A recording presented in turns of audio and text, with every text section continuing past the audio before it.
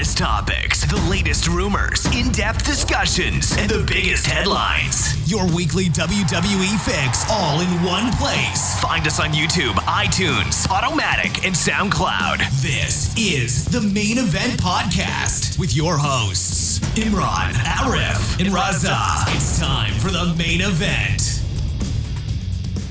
Pro Wrestling Illustrated have released their annual list of the top 500 wrestlers on the planet. How many WWE superstars have made it? Stick around to find out who finished in the coveted top spot. Who did you say? 3. There are 3 superstars from the WWE that have made it into the top 5,000. In the top 5,000? Yep. We'll get to it. We're not going to read all of them out anyway. That's the Main Event Podcast list. Oh, the Main Event Podcast list. Is Sting living up to the expectation we had all set when he signed with the company? We discussed that and so much more on episode 44 of the Main Event Podcast, so close to number 50 now. As always, I'm your host, Raza, and I have Arif with me today. What is going on? Well, Raza, what's going on is we have a number of topics to discuss for these lovely people to listen to. I thought you would have known that by now. Yeah, you would think. 44 episodes in. We're nearly there. Yeah. Hashtag 50. Hashtag celebration. If you did miss it, then we did record an episode last week that you can go back and listen to and download, episode 43. We reflected on the Hulk Hogan interview, the Zara Schreiber scandal. We looked at Braun Strowman as well as the Divas Revolution. So if you're interested in what we had to say on all of those topics and much more, please do go back and have a listen. You can tune in on a variety of platforms and outlets. It's completely up to you where you decide to listen. You can choose from Podomatic, Mixcloud, TuneIn Radio. Subscribe and never miss an episode on iTunes as well as SoundCloud. You can also subscribe and listen to every single one of our episodes on our YouTube channel. Search for the Main Event Podcast on all of those platforms and you will find us. Mm-hmm. You can also visit our website /blog where our podcast will also be available. We will upload them on the maineventwrestling.com. It's still a work in progress yet. Finally, please keep in touch with all of the happenings here at the Main Event Podcast. Everything from emailing us at tmepodcast@gmail.com. Arif, any news? Any emails? You'd be surprised, Raza. No, I'm not surprised. Not anything at all. Shock value. Well, you can bigger than Cena returning at Royal Rumble. Bigger than that. Number 30. You can follow us on Twitter at TME Podcast, subscribe to our YouTube channel, The Main Event Podcast, and please go over to our Facebook page, The Main Event Podcast WWE, where we're posting regularly breaking news, headlines, rumours, etc. And thank you to the huge amount of likes and fans that are going on that page. It means a lot. We hope you continue to stick around and enjoy what we have to offer. I still can't believe that you remember all of this. Every single week. It's like you tap into a different section in your brain. Yeah, I remember it, definitely. It's not like I'm not going to give it away. Now then, let's not waste any more time here. Let's get on with today's... Secrets of the podcast. Yeah, I can't give them away just yet. Some interesting topics picked out for us to discuss. Shall we get into it? Let's go. I want to start this week off with something we touched on last week. We actually closed the show with it. Sting, the vigilante. Exciting times for everyone when he signed. Thank you for reminding, by the way, because last week was a long time ago. It was.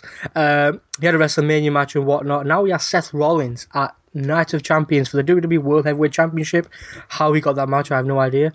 Obviously his record in the WWE is sublime, 0-1, which is automatically the more contender. Of course. Heath Slater should be up there as well. It should be a triple threat. Yeah, he's been screwed out of many championship matches as far as I'm aware. We saw this past week on Raw, the Rollins statue playing a big part. But more importantly, we saw a different side to Sting is what we want to discuss today. Certainly a different side to Sting in the WWE. It feels like he's gone from this mysterious, intimidating figure to what he arrived as in the WWE to a more childish, Joker-esque, as you told me, type of character. I'm guessing this is something you noticed and many other fans noticed as well. And I don't even think it's something that has just been a trait that he's created in the WWE, because it's the same sort of act that he put on in TNA. It's the same sort of act that he put on in his later years in WCW as well. And it does seem like it's very much masqueraded as this image of the Heath Ledger Joker. Maybe not the WCW times. Yeah. It just seems very, very strange from coming into the WWE as this masked vigilante figure, popping up at Survivor Series, costing Triple H his authoritative position, to now being this laughing and joking, pushing statues off of buildings into trash compactors and laughing and giggling. It doesn't really work. I would much prefer to see Sting as the master vigilante figure, who just stays quiet and does stuff behind the scenes, very much like the Undertaker. I agree with that. I think that's the Sting we're all used to anyway, isn't it, really? Exactly. That's the thing everyone loves. You could say that it's more to keep the children happy, because they like these, jokey kind of characters, not always serious. As in, my guess is a mysterious, intimidating Sting doesn't relate well to the children, whereas it annoys the adult audience who have seen Sting go from, be the icon, be this mysterious character to what he is now. It's a bit disappointing, in my opinion. And that's what it is, though. If they are going for that sort of demographic, then it's not really going to work, because you really only get the families and the children at house shows. At the main shows like Raw, SmackDown, and mainly the pay-per-views where Sting is going to be appearing, he's going to be in front of a more adult-orientated audience. He's not going to be in front of as many children as you would see at the house shows, and he's not going to be appearing at house shows. So I don't know where they're really going with it. Are they just trying to sell merch? I mean, did you see the mask that they put they put on the statue? I think that's just another plug to sell merch. Little things like that, it just doesn't really sit well. It's not the sort of thing that Sting would do. I mean, you don't see the Undertaker pimping his shirts and wearing them on his way to the ring. It doesn't really work like that. I think a good point you made was he's not at the house show. That's the thing I agree with. If he's there, just here and there on the odd show, you don't need to have a Joker character, because that ruins like the aura that Sting brings. Mm-hmm. If he appears maybe twice a month, every few months, then you quiet. Exactly. It's the best way to do it. Exactly. You want something mysterious. You want something that's going to make you want to tune in next week and see what he does, what he can do at the pay-per-view. Now, based on what we saw on Monday Night Raw, I'm not really looking forward to what Sting has to bring in this feud, because we've seen... I'm not looking forward to the main event at Night of Champions. The only reason I would be is because of Seth Rollins. Yeah, I mean, do you think there is a chance they could... I doubt it, maybe a silly question. Is there a chance they could have the match with Cena go on afterwards? I don't think that's going to happen. I think we will get the main event of Sting, because Sting is still the biggest draw that they have at the moment. Yeah. In that sort of capacity, because of the fact that he is the unknown. He's only really had one match. He's only appeared a handful of times. It does make him lose a little bit of credibility as well if the Cena match goes on afterwards, and it makes the title lose a bit of credibility as well. I agree. Because it is Night of Champions, and the WWE World Heavyweight Championship is the biggest title on the card, I guess, and in the company. I would much prefer to now see Sting come out silent and just continue from there and act like last week never happened. Yeah. And I think that's the best way to deal with it, more than putting Cena in the last match. I understand that. I mean, obviously when he retires, we want him to go down as a similar character to The Undertaker, someone mysterious, forgetting what happened as Big Evil. Want him to go down as what he is now. To me right now, it seems like an older version of Ambrose with face paint, with his antics, things like that. Obviously, but even with Big Evil for The Undertaker, we still got that was a lot earlier in The Undertaker's career compared to right now, and he's regressed back to the Ministry of Darkness Undertaker, more like the Dead Man Undertaker now.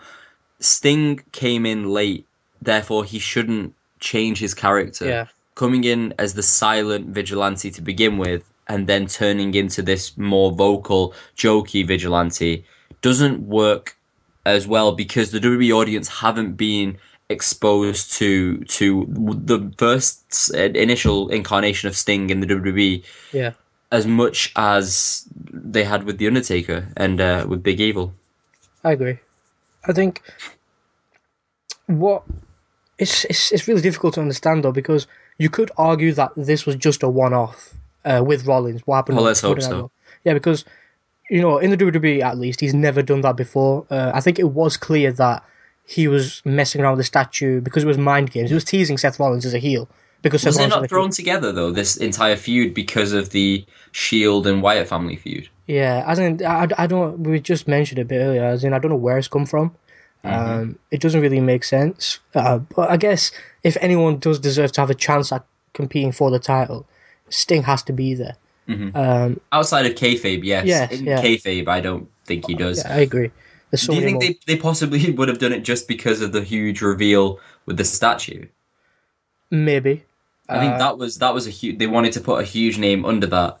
I guess. I think they obviously went to a lot of effort with that statue as well. It was actually a real statue which Rollins had to take part in. I have a question. Go on, How Aaron. did Sting carry that statue that had to be forklifted up into the ring? How did he carry it and hide it so well? Was he just hanging out with it and then people walking past like, is that a statue? No, this is me, just me and Seth, just hanging out. Maybe. We're just hanging out backstage, good old pals, me and Seth. That's what the WWE don't want us to think about. Oh, Clearly. As I was saying, I don't think this Joker type of gimmick is going to be a recurring theme. I hope not, anyway. I think this week, especially, it was just to get under Seth Rollins' skin, which he clearly was, because there was a lot of focus on Rollins when he was backstage, when he was in the ring, his final match of the evening, when he had to pull double duty. I think it was clear that Sting was getting under his skin, and there's a part of me that thinks that Joker type of gimmick will not be seen again. Can we really quickly just focus on Seth Rollins as well? Every week I think WWE are going to end up dropping the ball on him. WWE are going to somehow change things so they take everything away from him and he becomes a mid-card talent. But they give him so much faith. Look at who he's facing. He's facing two of the biggest stars in the WWE. And look at how they've been pimped as well. They've been, and that's the second time I've said pimped on this podcast. Look at how they've been portrayed as well, because both Cena and Sting are being mentioned as future Hall of Famers. Yeah. And that's huge for Rollins. The fact that Rollins is in the main event twice on Night of Champions against these two. Sorry, just thought I'd throw that out there as well. It's fine. We've got enough time on the podcast to actually talk about Rollins. Well, let's talk about Rollins then. So he has long hair. He does. And he takes pictures of himself and he sends them to people. And then they leak them online. Yeah. And then we go on a podcast and talk about them. And then you asked me to send them to you, and I'm telling you, I don't know where they are. What? I'm really sorry, I can't help you with this. And you're like, please, Harry, Well, please. I'm not very good at Googling. That's a lie. I mean, come on. Well, let's get back to Sting. Let's go back to Sting. That was close. What do you think needs to happen now then to move away from the childish antics and stuff? I mean, he's got a week to erase that memory. What does he need to do next week in what the WWE are hyping up to be a good show because they're competing with Monday Night Football now?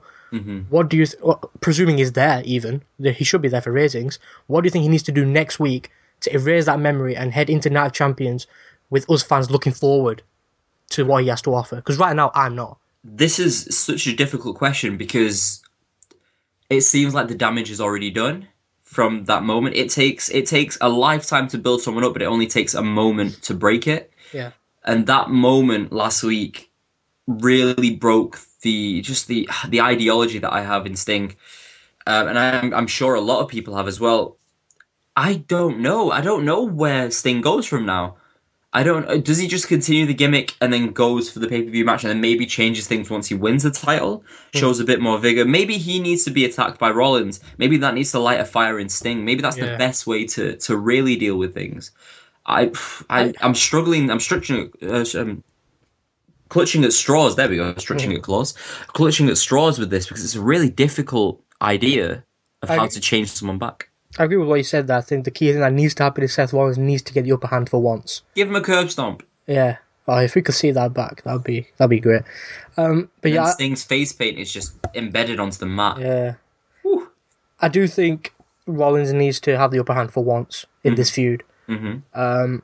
It could make a change. Sting is, if he's there, I'm not holding out on it because I don't know how many appearances he's supposed to make. You'd assume he's going to be there because it's the go-home show for Night of Champions. But yeah, I think, well, as you said, the damage is done. The only thing that can happen is Rollins tries to help Sting by taking him out. But when he takes him out, it makes himself a bigger heel and it gives Sting more support as well. Mm-hmm. But do you think that if Sting does continue with his childish antics on Monday, will the fans, us fans, our support, will that change in any way or will it have any effect on who we want to win at Night of Champions? Because I'm sure everyone wants to see at least once Sting be the WWE World Heavyweight Champion in the record books. So whether he actually captures it or whether Sheamus cashes in the record books, it will say Sting was a WWE World Heavyweight Champion. See, for me, it does. I don't want that yet. I don't want him to be the WWE World Heavyweight Champion right now, especially not against Seth Rollins when Seth Rollins is so hot. Yeah. I don't think it's the right time to pull the trigger on Sting, I guess. I guess it's more I don't want them to pull the trigger on Seth Rollins. I don't want him to lose rather than I don't want Sting to win. This is such a difficult question because it. I'm full of difficult questions. What are your opinions on it? What are your opinions on it? I Let's think go with you. Rollins needs to keep the championship because I think there's a lot more to lose if he drops the belt to Sting. Sting can't offer what Rollins can as champion. I do want to see Sting as champion. I agree with you, not yet.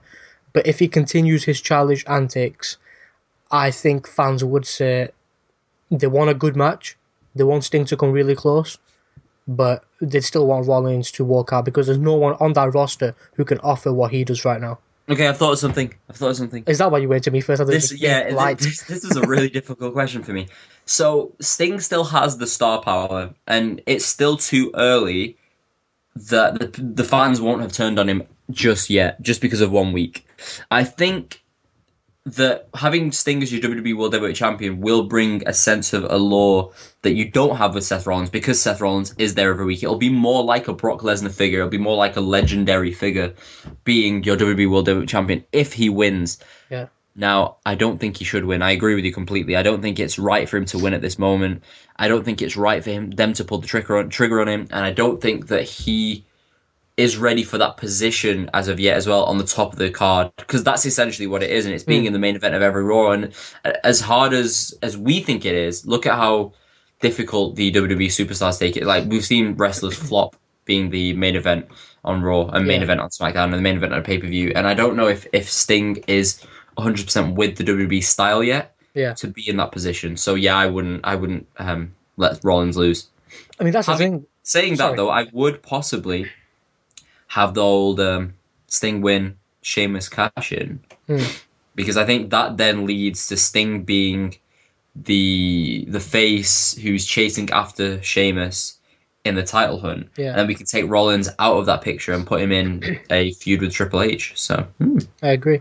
I mean, the thing is, it's difficult because he's 0-1 heading into this match. Mm-hmm. Technically, he needs the win because he should have gone 0-2. He's an icon. He's done a lot. Does he need the win though? Does he really? But I mean, you don't want Sting's record to, when you look back at it, that he lost his first 2 matches. It's just one of those things that'll irritate you. It's not something serious. No amount of losses will change what we think of Sting. Mm-hmm. He'll still be that legend, but it's just something that you'd want to see him pick up a win. And I think if it was a serious Sting, like we saw in the build-up to his WrestleMania match with Triple H, I would be more open to him winning. I would think he stands more of a chance. But because of what we saw this past week, I highly doubt it. He didn't look or act like a champion. It just looked like he wanted to irritate Seth Rollins. And the championship didn't really play a lot of importance last week. It was more the statue. That's true.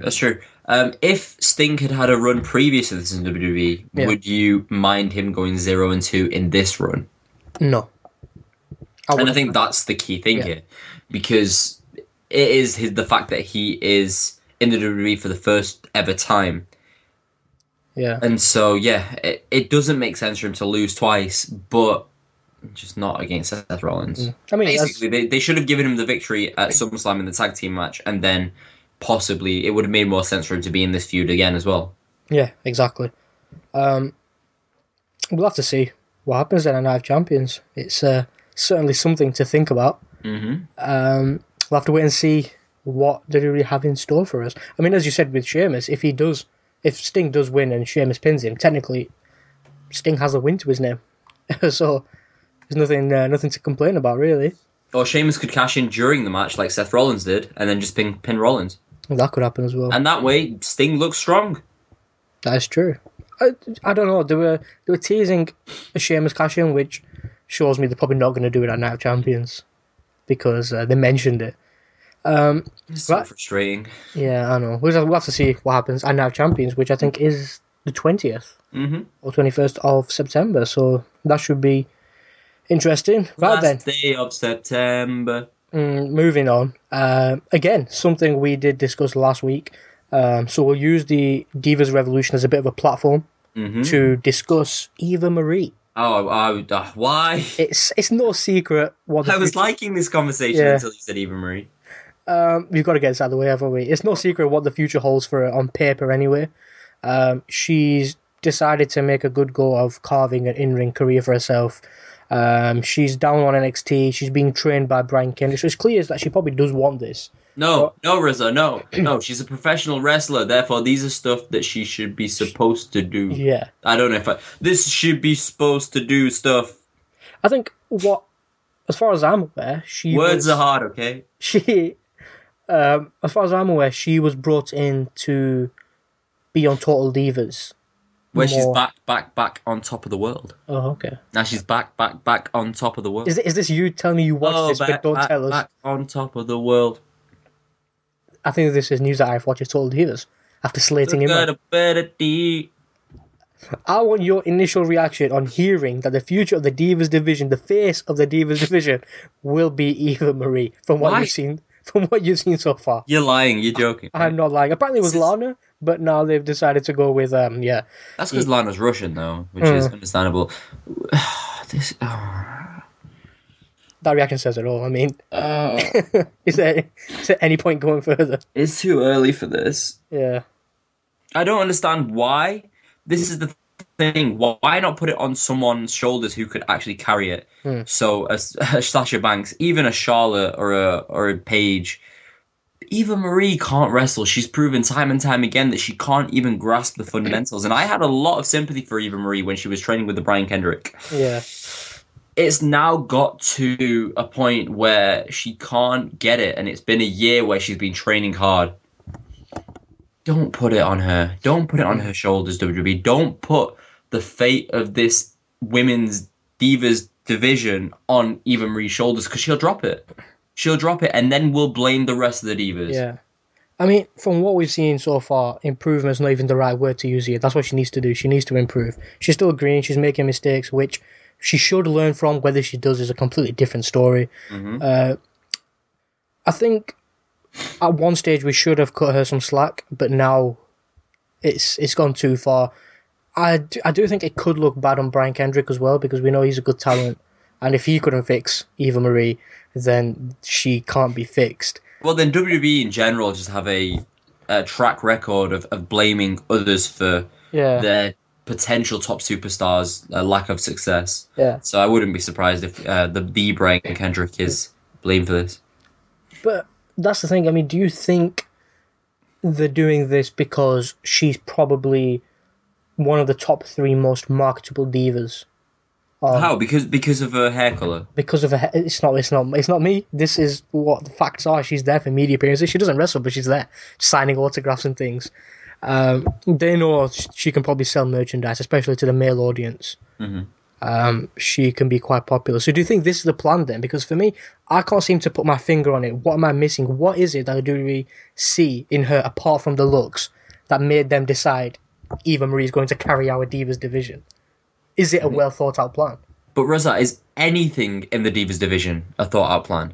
Fair point. Look at the entire revolution. Look at the way they've handled the 3 divas that came up from NXT and how hot they were in NXT and where they are right now. We're getting main event style matches in NXT between people like Sasha Banks, Bayley, Becky Lynch, Charlotte, and then they come to the main roster and they're just lost in the shuffle. Eva Marie being their John Cena, if you will, doesn't seem like it's very thought out at all. It just seems like they've picked the one who, like you said, is the most marketable and the one that looks the most different. Because Eva Marie comes out in her all red. She's quite like dark skinned. She looks really, really nice. She's very attractive. We're not taking anything away from that side of her. But they're not marketing her as a diva in the sense of a wrestler. It's forceful, isn't it? It is, and it's going to turn the same way as John Cena, especially the fact that she is a diva as well. Divas just generally don't have as much interaction and overall credibility with the fans like the men do, because they're not in the main event, they're not in every single house show, they're not at the top and the pinnacle of the roster. So we're going to get the problem of everyone's going to boo Eva Marie. Yeah. I think the booing's already started, hasn't it? There's no going back from that now. I do think that this shouldn't happen. It's not a well thought out plan. I mean, WWE have a lot of talent down in developmental. They got divas coming through, Peyton Royce, Billy McKinney, Bayley still in NXT, all still young. So I raise the question of why Dana Brooke. Exactly. I mean, it's a massive risk. I know divas. You do. I know divas. It's a massive risk. I think the WWE shouldn't take. I mean, really quickly, just to focus on the boos that Eva Marie has been getting, I cut Eva Marie a lot of slack, I guess. And I really felt bad for her when she was getting booed, or when it was reported that she was getting booed in NXT, because I thought, well, NXT is a proving ground. You know my opinions on NXT. I genuinely see it as a learning and developmental area. However, it's not that anymore. Therefore, Eva Marie shouldn't be on the main product of NXT if she's not the finished article, and she is really far away from being the finished article. I mean, reports online are saying the developmental divas who aren't on NXT TV are doing a lot better on house shows, whereas they've wrestled back in places like Australia and England. So they should get that chance, which they're not getting. I do think this decision will backfire if they stick with it. Obviously, it's not set in concrete. That is the plan. I do think if Eva Marie is the face of Divas division, it will backfire. I do think it will eventually fall to Bayley alongside the likes of Sasha Banks to carry the Divas division forward. I mean, Sasha Banks, what is she, 23, 24? Paige, Bayley and Sasha Banks could be the modern day incarnations of Lita and Victoria, I guess, because I wouldn't say that either of them are Trish Stratus. Trish Stratus came in more like an Eva Marie, but then developed very, very well, whereas Eva Marie has proven that she's, time and time again, proven that she isn't Trish Stratus. Yeah, I mean, we got Bayley and Sasha Banks. I think we're just waiting for the day Sarah Lee starts her dominance on the Divas division. Blue Pants as well, very popular, but she's got Blue Pants for Sarah Lee, WrestleMania 32, book it. At the same time, could you say this is the WWE scraping the bottom of the barrel, putting a number of average or below average divas together in the hope of short-term success? Well, that's all it ever is with the Divas division. It is short-term success. They don't build stuff up like they do in NXT. They don't really put time into the feuds like they do in NXT. And the fact that they're now focusing all of their efforts behind someone like Eva Marie, when you do have Sasha Banks on the roster. I mean, really quickly, just to focus on how big Sasha Banks is in the IWC community and in WWE. On the Stone Cold podcast with Dave Meltzer, Wade Keller, I apologize. They discussed Sasha Banks' ability to bump and the fact that she bumps like men bump. She falls to the mat in the same way that the men do, and you don't get that with the Divas because she really lets her legs fly up and she falls straight onto her back. And it makes everything believable. And it's not like you focus on it and you say, okay, well, they're doing it right. It's more like they're not doing it wrong. Whereas with the Divas, you can focus on little things that they do wrong every single time. And that's the problem. And that's something that Eva Marie has in droves. I just wanted to throw that out there. That's fine. The scary thing is, though, all those compliments she's getting, which well-deserved. The scary thing is she's only 23 years old. And she's only going to get better. Eva Marie's already 30. So how much she develops remains to be seen. Mm-hmm. Can't teach an old dog new tricks. Exactly. Woof woof. One positive we do have, surprisingly, is on NXT, that Dana Brooke is being built up as a solid challenger to Bayley and her title, which means it's not all about Eva Marie, even though she probably will be. But I heard differently.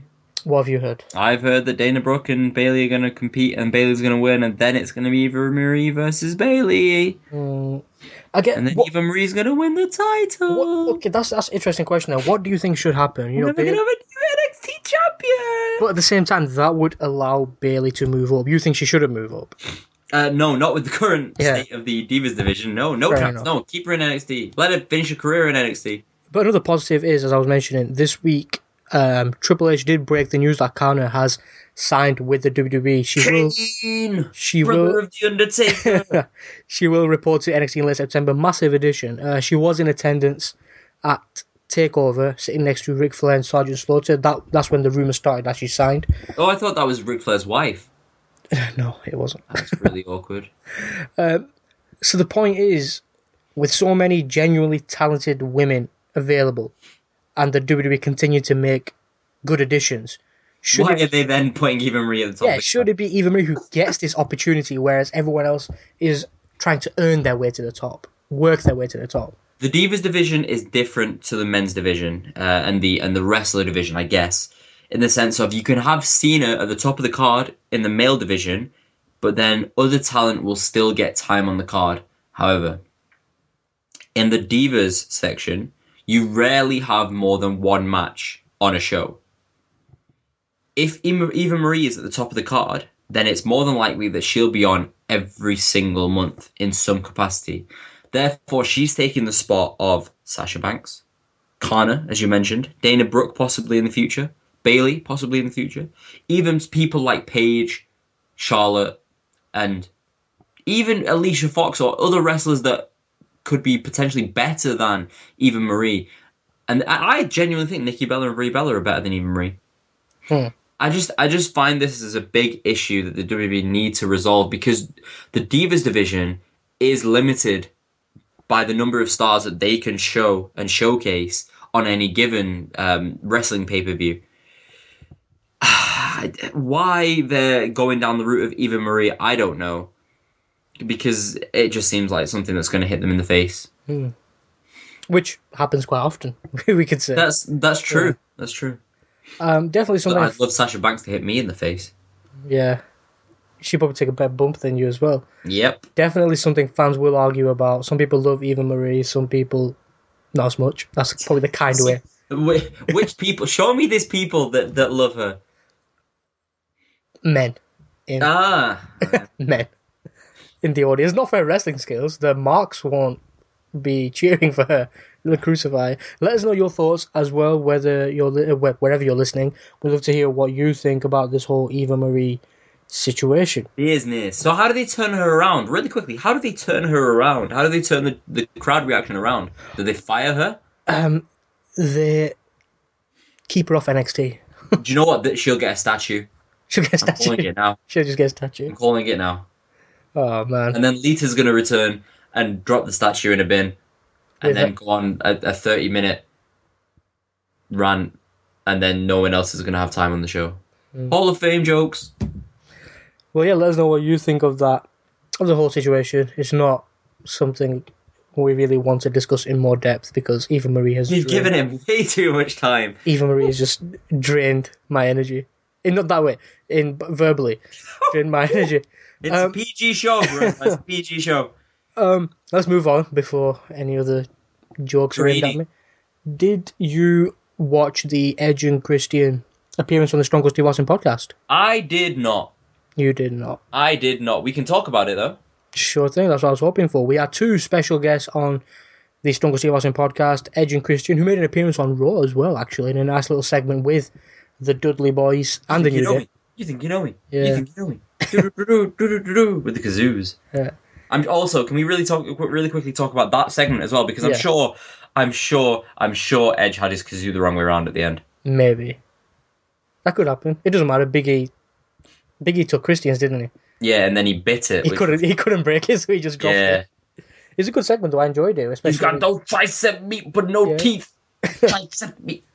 I think it was good to have the Dudleys and Edge and Christian on the same side, even, because they're two most decorated tag teams in history. And Bubba Ray Dudley, he maybe sent a little tweet out to the Hardy Boys afterwards. Oh, what did he say? I didn't see that. He said, "Why don't you come join us on the WWE show? TNA sucks. I think that it would be nice if all three of us were here together because it would be really nostalgic." And I'd really like it. He said it in 140 characters. Only Bully Ray could achieve that feat. He was like, "Do you know who I am?" Oh, man. Well, obviously you've not seen the episode. I'm sure you've heard good things over it. One key thing I did notice, we won't go on about it too long. You can just go back and watch on the WWE Network. Edge put over a few superstars. Luke Harper was one of them. Not surprised. Yeah, and another thing was obviously he's an NXT fan. We've seen him wear the Sami Zayn shirt. He talked about Dash and Wilder on NXT, the next Arnold Anderson. That is a lot to live up to, isn't it? I've never heard of this name. Dash and Wilder. They're a good tag team. That's a lot of pressure to put on them, but it's good. What it shows that Edge still watches the product. Oh, you mean Ty Dillinger? Oh, the perfect 10. Mm-hmm. Are they 5 each? 5 each, that's fine. Do you think this whole podcast and the way they were talking and what they were talking about, do you think this was almost confirmation that Christian is done in the ring? Oh, definitely. He's definitely not coming back. And it's a bit sad because he never got the farewell that Edge did, where maybe he didn't deserve it as much, but it would have been nice to have the little kayfabe goodbye in the middle of the ring. I still think there's a possibility of one more match. Oh. Not that I'd like to see it, because I was never a big fan of Christian, and that sounds really bad. I was never a big fan of Edge, to be fair, but he was in the main event and he held his own as well. Christian never really got the crowd reaction that I thought he maybe should have got at the time, and because of that, I was very biased against him. Going back to your original point, yes, I think this is possibly the end of this is confirmation of the end of Christian's career, unfortunately. I really enjoyed the podcast. I mean, one thing, well, I mean, back to that point, I do think he's done as well. My opinion on him changed a bit on the podcast. I will get into that, but as the podcast as a whole, I really enjoyed. I enjoyed the humour that was there. We had the kazoos and the cowboy hat, which Austin kept on. The 5-second pause at the end. But I did see Christian in a different light to what I usually saw in the ring. One thing is, I think he will be a good addition to an announcing team if he's done in the ring. I think the way he speaks, the way he goes about himself would be a big addition to any show. I think the only thing with that is who do you have him replace, because he has to be better than the current announcers that are there. It's not just a simple fact of he has to be good, which I'm sure he is, and he proved it on the Stone Cold podcast. But he has to be better than the current announcers there. Who would you have him replace? I mean, for the time being, we do have Jey Uso on the commentary table. Oh well, yeah. Well, sorry. So that's. So he's already. I don't watch SmackDown, so this is a new thing for me. I mean, if it's okay. He can, if he wants to, he can work his way up as well. I mean, he probably does have a guaranteed job as a trainer. He's obviously a valuable asset, but I do think he would be a good addition to any announcing. Maybe not Raw as much, because I do think Byron Saxton isn't the greatest on Raw. We know what he is capable of. We saw it on Beast of the East. But I'd like to give Byron more of a chance. SmackDown, I think, is where Christian could fit in, because he did play a big role in his final few years on SmackDown. Definitely. So it seems like a good fit. The other thing I wanted to mention about Christian was when he answered the question about Edge being more successful. I loved what Christian said and how he answered it. The key thing that it showed me was we didn't get a hint of jealousy. That regardless of the fact they started together, they were tag team champions, they branched off into different paths. Edge went on to a legendary career, a Hall of Fame career, and Christian seemed genuinely content with his own achievements while playing up his friends' achievements. I liked how happy he was with Edge's success. If anything, it did make me appreciate him a little bit more. He showed real humility there, which is very rare to see, because obviously in the industry, it is very much a dog-eat-dog industry, or it was, especially at that time as well, where wrestlers wanted to be at the top of the card and they wanted to be in the main event, and to see that your best friend is there but you're not at that stage must have been hurtful, but he took it on the chin and he did very, very well with the interview. I agree. That's the thing. I think that was his genuine reaction as well. It wouldn't be something that's forced, because they are best friends. So, they played up as brothers. I mean, usually you'd be able to see it in his face. He didn't really give anything away at all. Yeah.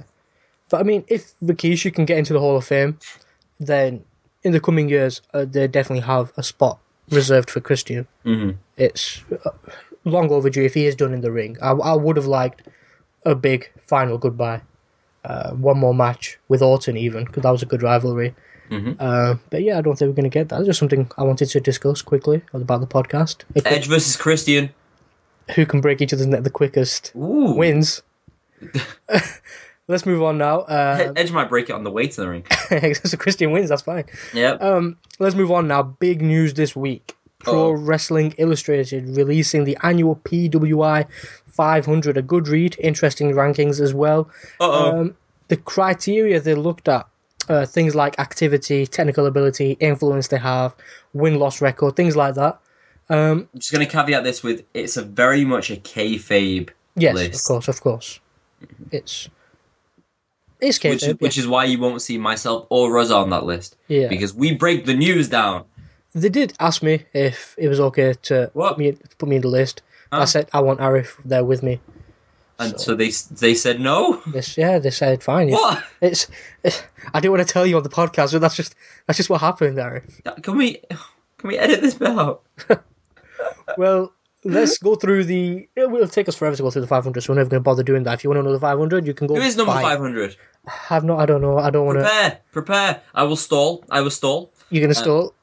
So, there was this time where Triple H, dressed up as Kane, went into a church and got into a coffin with a lady and pretended to do some stuff. And They don't that's need to the story hear of Katie Vick. It's just very brief. I can't, it's a PG show. I can't go into more detail. And then Kane got really angry and burnt his face. And then the next week on Raw, it wasn't burnt anymore. I mean, you did your best stalling. It's just really hard to find the 500. No one cares about the 500. Can we guess who it is? I don't know. It's probably going to be someone in Japan we've never heard of. Actually, if it's in Japan, it's probably going to be towards the top. Kenzo Suzuki. Oh, you got it in one, Arif. Well done. Shigeru Miyamoto. He was number 397, I believe. Tamagotchi.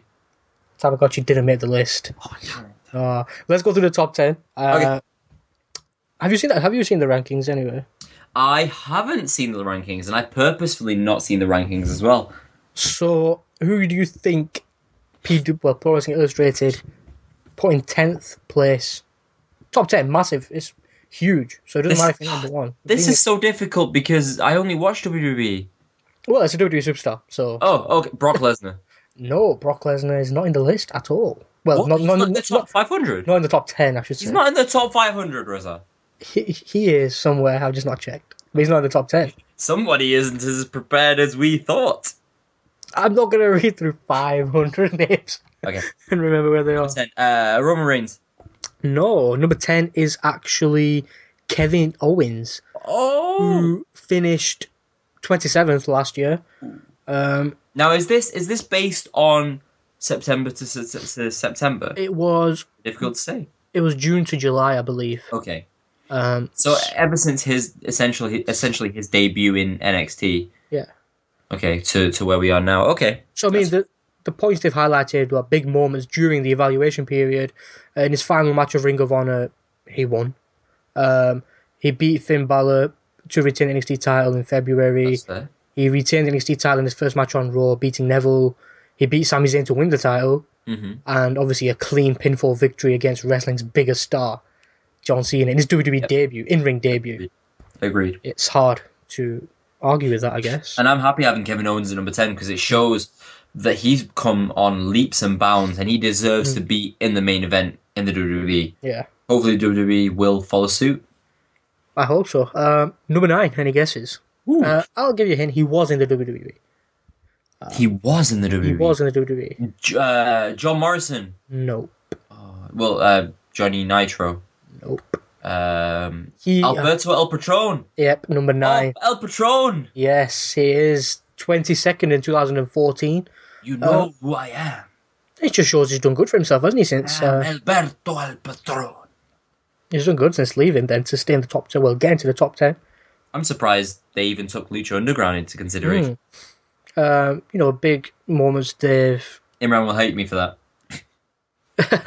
Lucha Underground sucks. There is one WWE moment they didn't mention during the evaluation period where he slapped a guy. He defeated Dolph Ziggler. That didn't take that into consideration.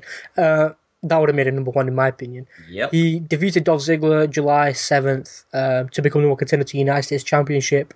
The rest are from different places in AAA. And he retained the AAA Heavyweight Championship. He won his Ring of Honor debut match against Christopher Daniels. And he beat Johnny Mundo, Lucha Underground, number 1 contender against Hernandez. So, again, what do you think of that, number 9? Because he's not been in the WWE, it's very hard for me to gauge. However, I've heard raving reviews of him in Lucha Underground, and he sent Johnny Mundo through a glass wall, I guess, or call it a wall, yeah. It was a glass wall into an office, and that's always an A in my book. Number 8 in the WWE. He's had a good year. It's fair to say. I'm surprised but glad. I would like to say Dean Ambrose. No. But I don't think he's anywhere near the top 10 because it's a kayfabe list. Yeah. Did you give me a clue? Let's hear the clues. He also has a victory over John Cena. A recent victory over John Cena? It was this year. Wow. Who's beaten John? Rusev. Rusev is number 8. Rusev. 65th. Rusev Putria. Rusev Machka. 65th last year, so big jump for him. Top 5 moments, he defeated John Cena, as we said. He captured the United States Championship from Sheamus in a WWE Network exclusive match. He beat The Big Show, Hell in a Cell, made Mark Henry tap out, retained the United States Championship in a 20-man Battle Royal. Hard to argue. I think he deserves it. Number 8 is a good spot for him. And all these foolish Americans can look at number 8 and be happy, because I think he definitely deserves to be in there. He's isn't this crazy how most of these wrestlers so far, and obviously we haven't heard the other 7, but most of these wrestlers so far from the WWE have been in NXT, and they've been brought up in NXT, and it's very much through there that they've become these big stars on the main roster. It shows developmental does work then. Definitely does. As long as you put the work in. Baron Corbin for president. Number 7. Hide that belly button, dude. Hide that belly button. Just wear like a bandage or something to cover it all. Just put your pants up. That's it. That's all it is. That's it. Number 7, not in the WWE. I believe he and his brother have had offers to join the WWE. Oh, Young Bucks. No, not the Young Bucks. No. Nope. Ring of Honor, you could say, icon. I have a feeling I know his first name is Jay. It is Jay Briscoe. Yes. 38th in 2014. Captured the second Ring of Honor Heavyweight Championship September 6th against Michael Elgin. He beat Adam Cole as well December. Survived a 4 corners match involving Elgin, Hansen, Tommaso Ciampa, who is linked with the WWE, to retain his title. He's defeated Samoa Joe to retain his championship, and he pinned ACH as well. I've heard great things about Jay Briscoe. I've heard great things about both the Briscoe brothers, but especially Jay Briscoe. I think there's a reason WWE have been after him.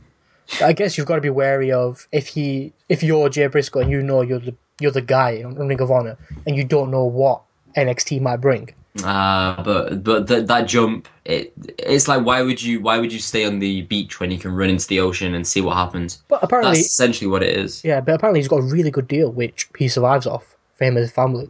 So I guess I think he would do well in the WWE. Yeah, you never know. He might end up there one day. You can't rule it out. He still seems very, very young and very, very talented. So yeah, it's a possibility. Exactly, one to keep an eye out for sure. Massive year for him. Let's just hope he doesn't go the same way as AJ Styles and just never comes to WWE. Yeah. Number 6. I'll give you a hint. He is in the WWE and he was the runner-up last year. Oh. Brock Lesnar. No. It's not Triple H, is it? No. It is actually Randy Orton. Oh, wow. Okay. Defeated Rollins at WrestleMania. He was number 2 last year? He was a runner-up. Defeated Rollins at WrestleMania 31 with a ridiculous RKO. Defeated Roman Reigns and Ryback in a triple threat match on Raw is what they've considered. Defeated Jericho with an RKO off the top rope at last year's Night of Champions. Beat Rollins, Jimmy Noble, Joe Mercury in a 3-on-1 handicap match. And he beat Cesaro and Tyson Kidd in a 2-on-1 handicap match as well. Last year in Raw in London, actually. I just feel like it's really hard to like Randy Orton as a wrestler. He's gone down the same road as Sheamus for me. Yeah, I don't get excited when he comes out to the ring. I don't get excited when he's in a match. I'd much prefer to see someone like an Adrian Neville or a Sami Zayn or someone like that now, because he's too stale. Randy Orton's too stale, and the fact that he's on this list so high is surprising. Even though it is a kayfabe list, it's just a little bit surprising. He never seems to have real plans. Yeah. He's always in filler matches. So even the match with Seth Rollins at WrestleMania was very, very filler. And since then, he's not been in a real feud. I agree. It's just Sheamus, isn't it? Back and forth every single week. It's Sheamus. This week on Raw was Sheamus, and they built it up like it was a big deal. And it was pointless. They called it the rubber match. So maybe that's it. Well, they are at 500 and 500. Yeah. Maybe it's over for good. Happy days. But for me personally, I'd swap Orton and Briscoe. Maybe put Orton even lower down if you're keeping him in the list. Definitely.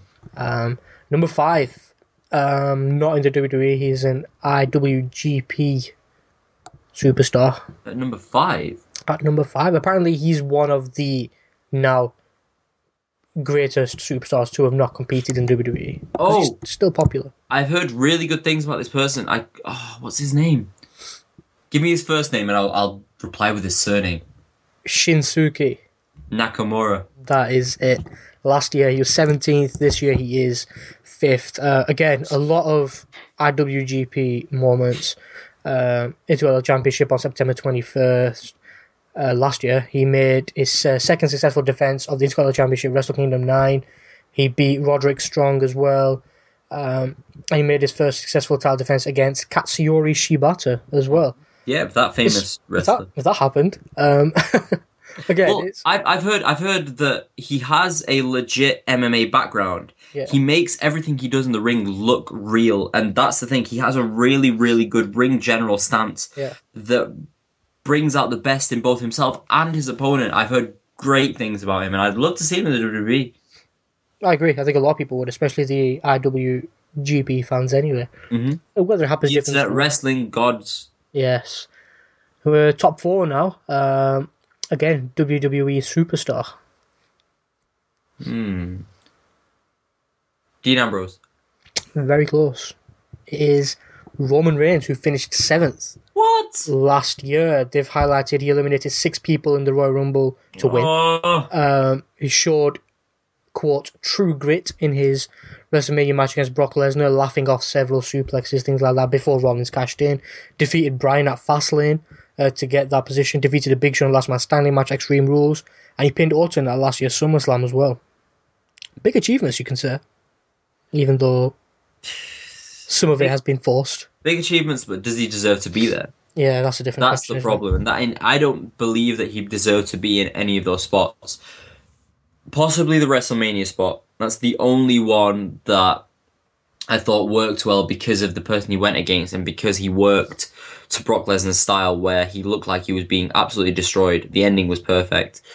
Yeah. Everything else, his push, his companionship with Dean Ambrose, his victory over Daniel Bryan, it's making me really struggle to see why he deserved to be in the main event. Of number 4, basically, in the main event spot of number 4. And it's just... it's depressing. Dean Ambrose should have been there. Where's Dean Ambrose on this list? We want Dean. We want Dean. You're not going to get him. We want Dean. We want him. We get him. We probably won't get him. No, money down. 3rd spot. Any guesses? He was 4th last year.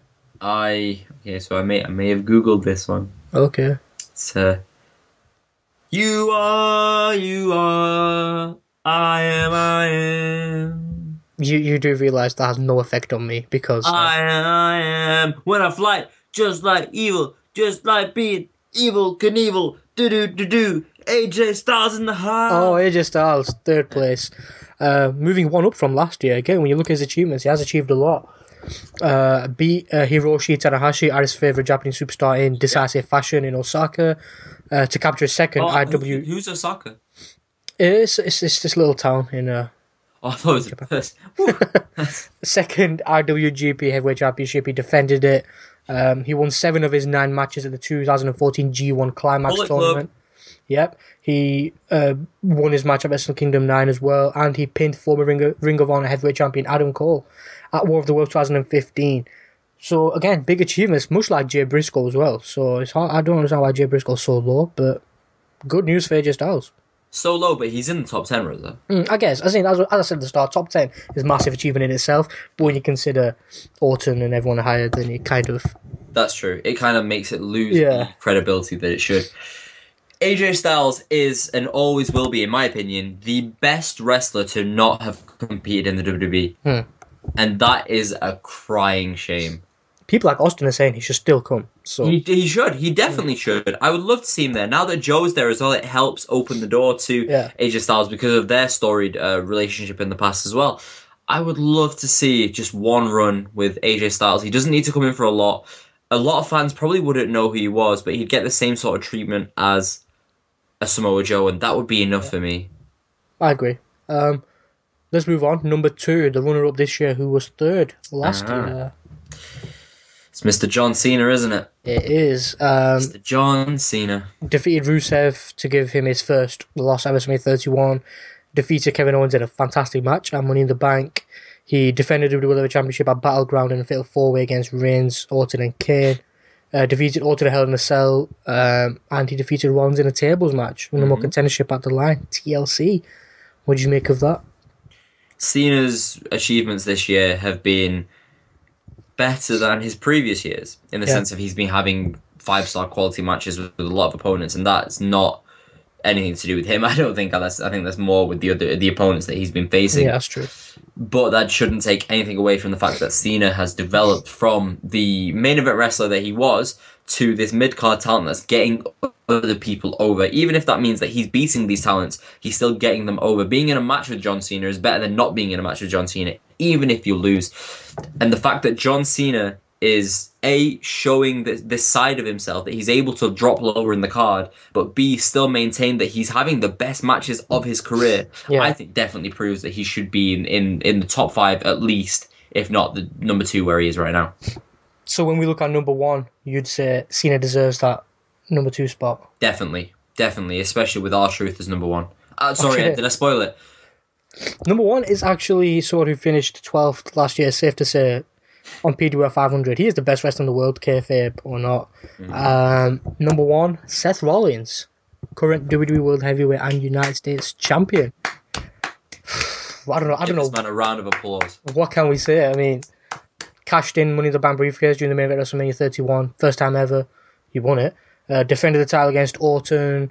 He retained it at Payback in a 4-way match. Beat Ambrose in a fantastic match as well, in a fantastic feud. And again, that finished off at Hell in a Cell with Ambrose. And the thing here is, it's quality matches, isn't it? It's not just authority helping him. It's genuine quality matches that he's putting on. He leaves everything on the line when he gets into that ring. And every single time he develops. And that's the key thing, because he gets on the mic, and when he first started off, no one saw him as being the poster child for the WWE, the heel division of the poster child of the WWE. And now he's proving that time and time again, he can go out in front of a sellout crowd and get a reaction. Yeah. And that's the side of him that he needed to develop, because everything else is perfect. He is the total package in the ring. He is the next Shawn Michaels. He is the current Shawn Michaels. He's the current incarnation of Shawn Michaels. Give that man a statue. He deserves it. He does. He deserves another one. Let's focus. There's several statues. Statues for everybody. So obviously, congratulations to everyone. Congratulations to everyone that did finish in the top 10. Massive achievement. Let's focus on Rollins, obviously the winner. Who topped the rankings. It is difficult to argue against it, in my opinion. I mean, the one thing people will say is, the authority have helped him win every single match. But I don't think you should count that when you look at what he offers. His in-ring ability, let's not get into that. It's ridiculous. Every match. That's why he's in that spot. And it's not because he's getting the Roman Reigns treatment where WWE want to push him to the moon. It's more, he works hard and he deserves to be there. Exactly. I mean, every match is better than previous, and we're always left talking about him. I mean, one of the criteria, Peter, I didn't mention is activity. Seth Rollins hasn't missed an episode of Raw since debuting with The Shield years ago. That alone speaks volumes. He's consistent. That's ridiculous. I know. So it's, I don't know. We don't even know if he's been injured or not. If he's been working through injury, we'll never. It's all know. like CrossFit. It is. It probably is. And again, you have to take that into consideration. He works out with his CrossFit regime. I think he has maybe 2 days off. So he's doing CrossFit, then training, then going to a Raw. And he has a racist girlfriend, so that doesn't help. Exactly. So everything's against him, He's got a lot to deal with. He lost his statue. He's got to deal with Sting. He's got to deal with John Cena. He's got to deal with the annoying New Day backstage. He's got a lot on his plate, as he said on Monday, hasn't he? Naked pictures. He has, that I've deleted. One thing They're never truly deleted, though, are they? Yeah. It's hidden somewhere in a folder. New folder. I do think it's hard to give it to anyone else. Money in the Bank win, feud with Ambrose, cashing out at WrestleMania, managing to keep the title against Lesnar. He's been a good heel as well. No one else deserves it as much. Exactly, he's annoying. He's the heel a cowardly heel which we're supposed to hate, and we do, which is showing he's doing a fantastic job. Which is, I don't get why people don't understand why they don't want Rollins as champion. He's doing the role he's been asked to do, and he's doing it better than anyone else, while putting on epic matches, time and time again. So if you were to compare Rollins to another WWE superstar from the past, who is in a similar sort of vein, it would obviously be Triple H, correct? I'd say so. Because he's the essential heel that everyone loves to hate. Could you ever see Rollins transition into the face position? I can. Will he still have the same effect then? I think one thing that people online a lot have been saying is that it's his in-ring style that will help him go over as a face, because it's exciting. That's true. That's what people are looking forward to, him chasing the championship as a face, because he will have support. We never really had that with Triple H. I mean, yes, he turned face, but he never really got the same sort of reaction he got as when he was a heel, because everyone remembered the fact that he can be dastardly and villainous as a heel. I struggle to see why they would even change Rollins into a face. Yeah, that's why, because he is the perfect heel, much like CM Punk was the perfect heel at the time. Much like Triple H was the perfect heel, and much like there are superstars like The Rock, who was the perfect face. Stone Cold, the perfect face. Even John Cena, perfect face to a degree, even though people hate him. Rollins is made to be where he is right now, and he's made to be a heel. I just hope they keep him there, because he will stay at number one for a couple of years to come. I think he obviously he is pulling double duty at Night of Champions, Sting and John Cena, both the championship on the line. I mean, if there is anybody on the roster you want pulling double duty while giving the fans epic matches, Rollins is your man. There's no one else could do it. No, there's no one on the roster. Maybe Cesaro, but he's not over as much. And that's the thing. The fact that he is so over as well is the defining point. I mean, it's all great being amazing in the ring, amazing on the mic, but if you can't bring it all together to get those fans to boo or cheer you, then there's no point. I agree. Don't you think that already shows the confidence WWE has in Rollins then, to go out and effectively carry the pay-per-view with two epic matches? Like I mentioned at the start of the podcast, the way that they're really portraying Cena and Sting is that Rollins is going up against two future Hall of Famers. Yeah. He's not going up against just John Cena and Sting. These two wrestlers have never really been portrayed in that way at the same time. And the fact that they're being banded into this one group where Rollins is being made out as the other individual in it to come up against these two massive superstars is huge for Rollins. It shows how much faith they have in him. I think we saw that 2 weeks ago, especially to close the show, when Cena and Sting were standing on stage looking down at Rollins, who is the future, who's trying to erase their legacies. I think that was really good. That was really well played out as well. Rollins is the true legend killer now. Yeah.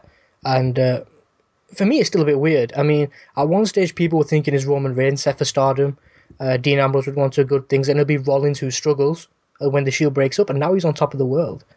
Deservedly so as well. A great year for him. Hopefully, it does continue entertaining with his impressive performances, and hopefully, he puts on two excellent matches at Night of Champions as well. Talking of Night of Champions and his former partners, we have the six-man tag team match that's been set for Night of Champions, the Wyatt Family taking on Roman Reigns and Dean Ambrose and a mystery partner. Images have been released online, supposedly leaking the mystery partner. Whether you've seen it, whether you've not, it's up to you to decide whether it's legitimate or not. Arif, you do have your list of potential candidates who could team up with Reigns and Ambrose. Let's see or hear whether we agree with your list or not. So this was just a list that I found online, and it really defines 10 different characters that you could really put into this position. Okay. And I'm going to start off with number 10. And I'd like to hear your opinion on Cesaro, the Swiss Superman. Now, he has the physique to battle Strowman, and he has the right sort of attitude. He's really a go-getter, and he wants to grab that brass ring. And he does need a big storyline like this to potentially try and connect with the fans, put him with someone like Dean Ambrose and Roman Reigns, and he will be cheered. What do you think of the idea of Cesaro being in there to ignite his career and really drive him home with the fans? I'd like Cesaro there. I'm a big Cesaro fan. I'd like to see him in that feud. The only question mark I have is how I think it would be more of a random inclusion, because I don't know if his feud with Owens has completely died off yet or not. Oh, I thought we saw this on Monday Night Raw. I don't know.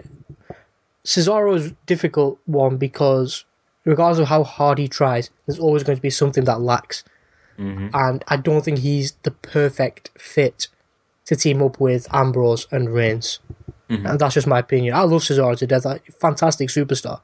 But it's just something about him that doesn't connect with the fans as much as we'd like to.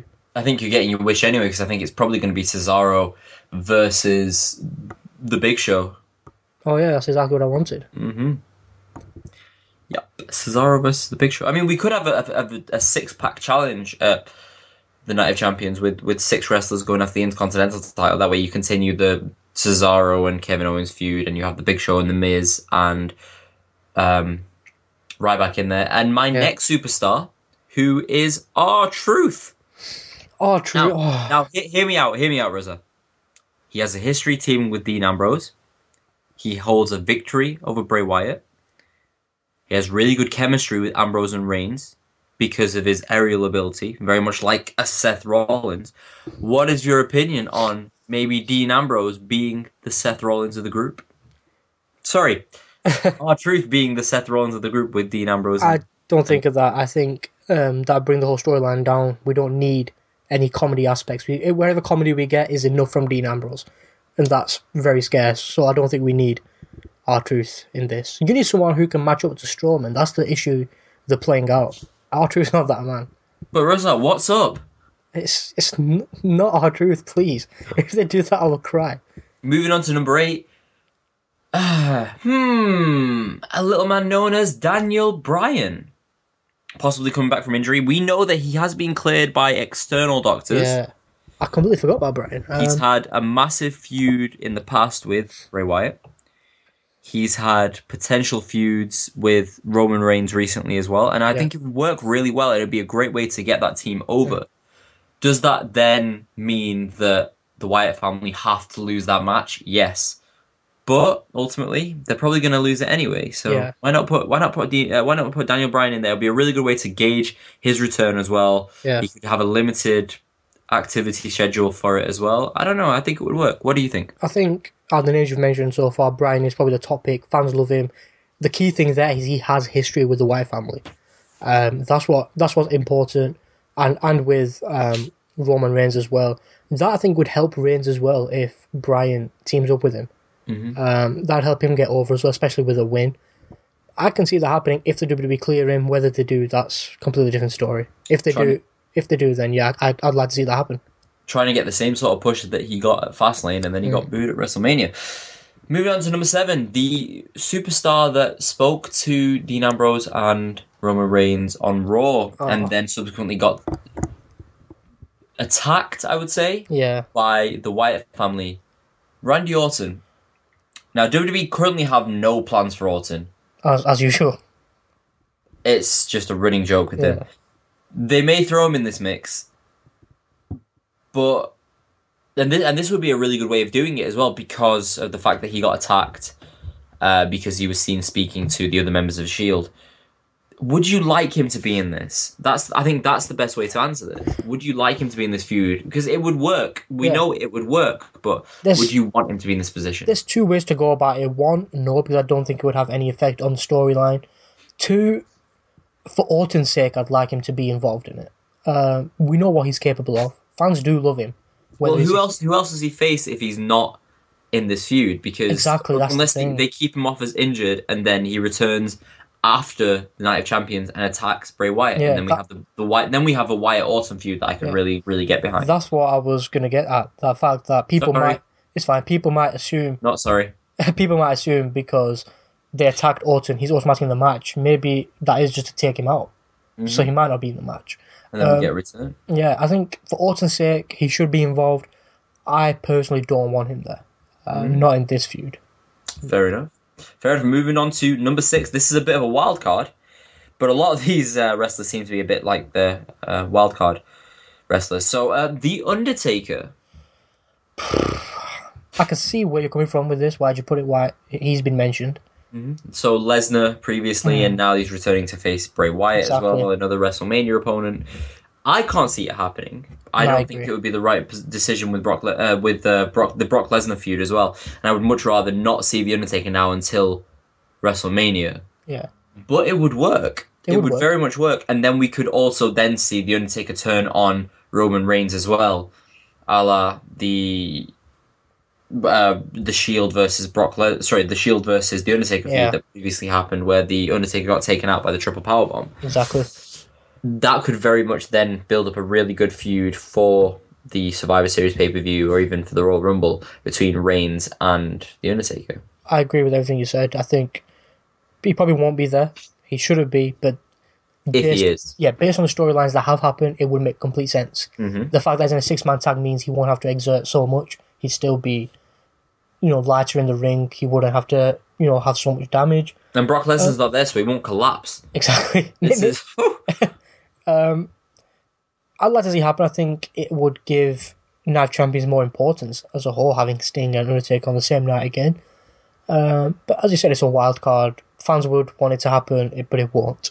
Mm-hmm. Let's not get into that one. It's not going to happen. Mm-hmm. Watch it happen now, and I look so stupid. The week after Night Champions, The Undertaker. It says, "Oh my God, it's The Undertaker." Number 5, another wild card, another wrestler who is a legend, and that is the man himself with his own podcast, Stone Cold Steve Austin. Yeah. This is a really, really strange one. But my thinking behind it is, if Bret Hart can wrestle a tag team match at SummerSlam 2010, then Stone Cold can surely muster a 3v3 tag match as well. But why? What? How does he... No. Wyatt. Sorry? Wyatt. What do you mean? I mean, why? No, Wyatt. Why you're pronouncing his name wrong? It's Bray Wyatt, not Bray Wyatt. What? What about Bray Wyatt? I'm saying, for me, Stone Cold Steve Austin only needs one more match, and it needs to be a singles match with someone who can carry him. And I don't think it makes any sense to have Austin in this feud. That's my thinking. That's fair. He should be lower down in this list. I will change. Number 10. He's number 11, and now we have no number 5. Number 4, the Animal, Batista. And this is a real long shot. But Batista could be a good candidate based on his Enforcer Animal gimmick to counter the Strowman gimmick. Now, Batista does say that he does want one last run in the WWE. But didn't he say he wants it with Triple H? This could be a great way to bring him back into the WWE, and this is what I mean. So a return here would nicely set up a little background for a future feud, and then potentially just give him something to do until WrestleMania. So he's not just returning for the biggest pay-per-view of the year, and he doesn't get the same sort of crowd reaction as he did last year or the year before. I can see him fitting into this kind of match, but again, with his schedule, it's not going to happen. He's making movies. He doesn't need to come back. He'd like to, but he doesn't need to. And I think if this was offered to him, he'd say no. That's my thinking of it. That's it. Number 3, Baron Corbin. And this is the WWE website error that we discussed earlier. Whether it's Corbin legit. is one of those rare physical beasts to match up against Braun Strowman, makes him a strong candidate. If this is the case, and I think this is more the way we need to take this one, if this is the case, how do they introduce Baron Corbin into the group? It has to be on the night. You can't have him appear on Raw. You can't have him appear on Raw. I don't think you can have him appear on Raw, because the thing with Baron Corbin is he's a lone wolf. He doesn't need to work as a team. And he's a heel, so I don't know if he's even going to be the mystery partner. But you want it to be like Roman Reigns and Dean Ambrose couldn't find a partner. So Corbin himself put himself forward to try and take down Braun Strowman. And still takes the lone wolf aspect, where he comes in, does what he needs to do, and leaves by himself. Exactly. And Shield are standing there wondering, okay, who was this guy? Why was he here? Yes. I think the whole face and heel aspect doesn't really come into it too much. Yeah. Because of the fact that NXT is a different entity completely to WWE. So if you bring someone up as a face, if they were a heel previously, the WWE can still get behind that, especially if you're putting him in a match with Roman Reigns and Dean Ambrose as his tag team partners. He's going to get cheered to a degree, especially when he pulls out some of the strong moves and the size that he can show. I think Baron Corbin would be a really, really good pick for this. Yeah. I'd like to see him in the second incarnation of the Shield, even if it is just for one night, and even if he is coming in with a lone wolf gimmick. And you could have him come in as a possible previous follower to Bray Wyatt. Yeah. I do think that's a name. That is a name we mentioned last week as a potential Wyatt family candidate. I can see him on the other side of that would be great to see. But again, that's what I'd like to see. If Corbin is the man, which he could very well be if the images are legitimate, I do think personally it needs to be so he's not being recruited, but he's chosen. But what if Corbin is coming out as the partner for Roman Reigns and Dean Ambrose and then turns on them and joins the Wyatt family? I think that would be a really good way of doing it. So that was his end game all along. So that could happen. That takes away the ambiguity of why he was even there in the first place. Yeah. I think a lot of questions to be asked if it is him, which... Who, what, where, why, when? Exactly. I think if that happens, fans would definitely be a lot more into it, because fans aren't exactly fans of Baron Corbin, to be fair.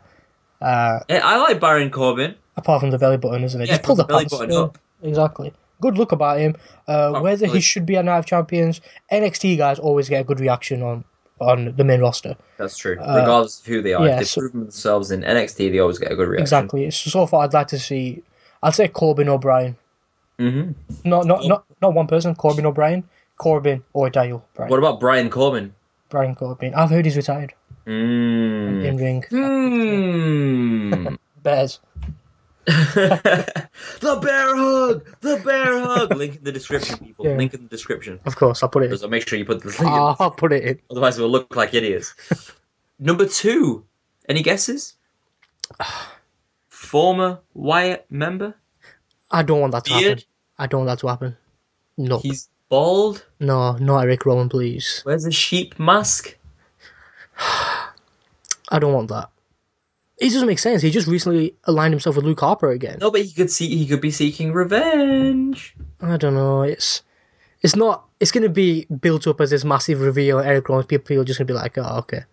So no, but he'll come out and then everyone will be like, who's this guy? And then he'll take his sheep mask off and we'll be like, oh my god, with this massive ginger beard sticking out. You never know. It could be anyone under that mask. To his chest. It could be anyone. I want to see the proof. But I'm not going to get into this part. I still think Rey Mysterio is Sin Cara's partner. Maybe. I don't. Dragons. I don't want Eric Rowan. What's he called? Hunico? Yeah. Camacho? Hunico. Hunicho. I don't want Eric Rowan. Let's move on to number 1. Yeah, I'm interested. Are there any names before I mention number 1? Are there any names that you would like to see in this position that I haven't already mentioned? I've genuinely no idea. Half of them are injured, half of them are in storylines. It's a very, very difficult one. It seems like we've gone through every single name, and yet there is one name who is the top pick on this list. He is a blood relative of Roman Reigns. Okay, yeah. He has helped Roman Reigns in the past at the Royal Rumble, and he got booed out of the building for doing so. Yeah. Ladies and gentlemen, I bring you number 1 for the tag team partner of Roman Reigns and Dean Ambrose at Night of Champions, The Rock. Makes sense. Helping family out. And with that, that's the end of the segment, because I really don't want to talk about The Rock. I would love to see The Rock again in the WWE. I think we will see him in the WWE. I think that this feud, though, is, I don't want to say beneath him, but I think he deserves to be in a bigger feud. Much like Sting would have been in this feud, I don't think it would have been right for Sting. I just think that if the WWE do go down this route, and they do pick The Rock, then this match is only ever going to go one way. Yeah. And then that takes away the credibility of the newest Wyatt member and the Wyatt family as a whole, because it just seems like they're feeding him to The Rock. What are your opinions on The Rock in this position? It's difficult because obviously everyone wants to see The Rock, as you just said, and it's definitely come out of left field. Exactly. It's I don't know. Again, it'll add a lot more value to Night of Champions. It would make people want to watch. But is that enough, though? It's because now WWE are at a point where they don't need to sell their business model as much. They're getting a regular revenue stream from these people that have subscribed to the network. They don't need to worry about pimping their... That's the third time on the podcast. Pimping their just their entire card in the way that they used to have to do it. Their pay-per-views in the they used to have to do it. Now it's all about the wrestling more than the stars that are on there. I mean, look at the previous pay-per-view to SummerSlam. We had some of the main event matches. We had people like Kevin Owens in the main event, and he is not a big name by any means, but he proved himself by having a really good match with John Cena, and things like that just show that people like The Rock don't need to come back for matches like this. Yeah. I realise now that this is my list and I've just said The Rock, but and I don't want him. I don't want him. I just think he'd be a good name to put onto the list, and he's definitely a potential. I think everyone you've mentioned, The Rock would probably be third or fourth, but I'd say it has to be Baron Corbin or Daniel Bryan, who brings something different to it. Obviously, Bryan, he's had history with the Wyatt family. Corbin, he's the most mysterious out of all of them. So that makes sense as well with the storyline. A bit of a wild card one, just so you know. I do have a wild card name, and that's Seth Rollins. If he's going to be in every other match on the card, if he's going to lose to Cena, if he's going to lose to Sting, why not put him in this match and get him cheered a little bit? That's my opinion. Genuinely, I would love to see him in every single match on the card. But that's the night of Seth Rollins. It's not going to happen before. This is going to happen before the Sting match, isn't it? So Seth Rollins versus everybody. Nikki Bella for the title. Yeah. Hey, you never know. Nikki Bella might be dropping the title next week as well against Charlotte. Won't happen. You think? No chance. Well, they want to eclipse Nikki Bella's. So they want to eclipse AJ Lee's record. Guaranteed. That's true. There's no way that they're going to drop it next week, and they're just doing it just to tease us. I'm close away with John Cena. Probably gets you places. Assets. That's Irish Which list. Bella is which Bella? Oh, I think I know. Let us know what you think, or who you think would be the mysterious partner. Let's move on very quickly. My head is really hurting. Whereas I feel like I've got a concussion or. Oh really? Oh, my shoulder. Oh, it's come out of place. Oh, my neck is. Oh, it's broken in several places. It's a WWE fan. I mean. Very good intro, by the way. Thank you for that. Thank you. We're talking injuries. All week. Injuries in the WWE. Not going to spend too long on it, 5-10 minutes maximum. A lot of injuries have taken place in recent months, even in the last year or so. Let's sort of run down the list of superstars who are injured, out of action, or injuries some of them have sustained and are coming back. So this is the current injury table list. Current and who are fighting through or competing through injury. Okay. We have Cesaro in a rib injury. Mm-hmm. John Cena, as shown. John Cena neck injury. And elbow. Bray Wyatt shoulder injury. And elbow. Sasha Banks head injury. Really? At TakeOver, apparently. Oh no, poor Sasha Banks. Bayley arm injury. Where she got flipped on her head. Yeah. Yeah, that was terrible. Bayley arm injury. Mm-hmm. We have the Daniel Bryan. Let's not go there. Forget that. There's too many. Head injury. There's just too many. Eric Rowan's torn bicep. Goldust, Jey Uso, Hideo Itami, Sami Zayn, all out with shoulder injuries. Lana has a wrist injury. Whether that's kayfabe or not, I have no idea. Alex. Oh, well, you know why she's got that wrist injury? Because what time? Dolph Ziggler's been checking up on her. Alex Riley knee injury. Of course, Kane's massive ankle injury. That was wow, destroyed that ankle. Yeah, and we have sadly Tyson Kidd as well, spinal cord injury. Looks like his career is over. That's what I wanted to ask. How about Tyson Kidd? Speculation that his career is over. Really upsetting to hear, isn't it? Definitely, especially when he was in basically the push of his career. Yeah, exactly. Doing so well with Cesaro, and that must be a massive blow, not only to himself, but also to Cesaro. Yeah. It's heartbreaking when your entire life is dedicated to something. Yeah. Why do you think these are happening now, then? I mean, there's too many. 14 stars injured.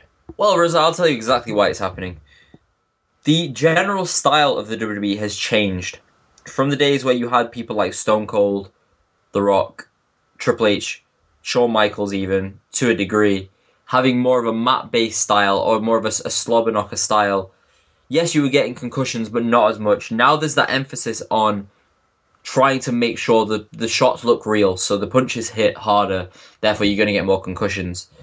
Yeah. You have more of a flip style. I mean, look at wrestlers that have had high risk styles in the past. Rey Mysterio, his knees are completely shot. People like that they just don't work as well, and that's why people like Daniel Bryan have had to change their style, or will look to change their style if they even do return, because they're just taking these unnecessary risks that don't get them over anymore. I mean, look at Stone Cold Steve Austin. I couldn't tell you how many times he came off the top rope. The Rock. I couldn't tell you how many times he flipped over the ropes to the outside of the ring. And yet these people are some of the... Hulk Hogan is the biggest one. His worst ever move was the leg drop. And even then, his knees and his hips are gone from it. Yeah. It just shows that you don't have to be these flip styles, or the flip styles is the wrong phrasing. But you don't have to have this high-flying prowess to be over in the WWE. But there are so many wrestlers that are now doing this, to taking risks with their own body. Something they're used to, isn't it? Yeah, exactly. It's the indie style. It's very much the indie style. So what about Bryan then? Do you think we're going to see him compete in the WWE again? If he doesn't change his style, I don't think he ever will again, and that's heartbreaking. Yes. So what can WWE do to prevent this? Or can't they do anything? Because it could affect the reputation of WWE. People from the outside the media will be thinking it's not a safe environment if 14 stars are out injured. And look, they're already... And obviously, you're going to get this in a situation. Obviously, on the flip side as well, 14 stars in a company full of like over 1,000 individual that make up the WWE, and I'm talking everyone from trainers to ring personnel and things like that. 14 superstars out with injuries inflicted in the workplace isn't that bad. Yeah. But saying that the WWE has made changes, they've called off certain moves, so stuff like the curb stomp. Sorry, I apologize. The flying headbutt, moves like that are being dialed back on. Chair shots to the head have not been used for many years, and WWE gets slack on that spot from wrestlers outside the WWE so much. But they're doing the right thing. They're making the right sort of moves. You're always going to get injuries. You're always going to get freak injuries, like the one that happened to Tyson Kidd. You're always going to get freak injuries. There was the injury to Jesse Sorensen that happened in TNA, where DJ Ion at the time backflipped from the top rope and landed straight onto Jesse Sorensen's neck and broke it. You're always going to get these injuries that are just huge, but WWE are trying to do everything they can to prevent it. I mean, they've banned moves like the pull kick, the curb stomp, which are popular, so they are doing something about it. Because they're dangerous. Exactly. You can't guarantee no one's going to get injured, basically. In a sport. In a contact sport, you can't. Exactly. It's part of the business. The superstars know themselves, these are the risks. They don't do it on purpose. It happens. Some obviously are a lot worse than others. There's nothing you can really do about that, as sad as it is. It's just the sport it is. And saying that as well, obviously you could say that if every superstar was in their peak physical health and things like that, then injuries would be less common. Injuries like the bicep tear and things like that would be less common. But you'll never get someone like Eric Rowan going into CrossFit like Seth Rollins does. You're never going to get... Do you know what I mean? Every superstar is different, and every superstar's body is different, and you're going to get injuries occurring more often than not with certain superstars. That's just how it is. I agree. It's unfortunate, but that's just how it is. Well, it is a sad note to end on, I guess. I'm afraid that is all we have this week. We need to end on a happy note. What's the happy note? Give me a happy note. There you go, happy note. A very happy note. Sharp. That's what we have on this week's episode of the Main Event Podcast. We hope you enjoyed listening to it as much as we did, talking about the topics and headlines that have been under the spotlight. Please recommend us to all your friends who you think would enjoy what we have to offer. Please leave a like, continue downloading, sharing, doing whatever it is you do. Any final words from you, Arif? I think Sami Zayn is going to be the next John Cena. You always leave it on a cliffhanger. We never get back to it the next week. Oh, no. Next week on the Main Event Podcast. I'm sure last week we said something we're going to discuss this week, but we haven't. We already discussed it. It was Sami Zayn being the next John Cena. Oh, was that the discussion then? Yeah, I've just discussed it. Yeah, sorry. Did you not record it? Oh, now the people won't get to listen to it because of your problems. Just blame me, it's fine. We hope you come back next week for another episode where we will preview Night of Champions. So we'll see you next week right here on the Main Event Podcast. Predictions to come.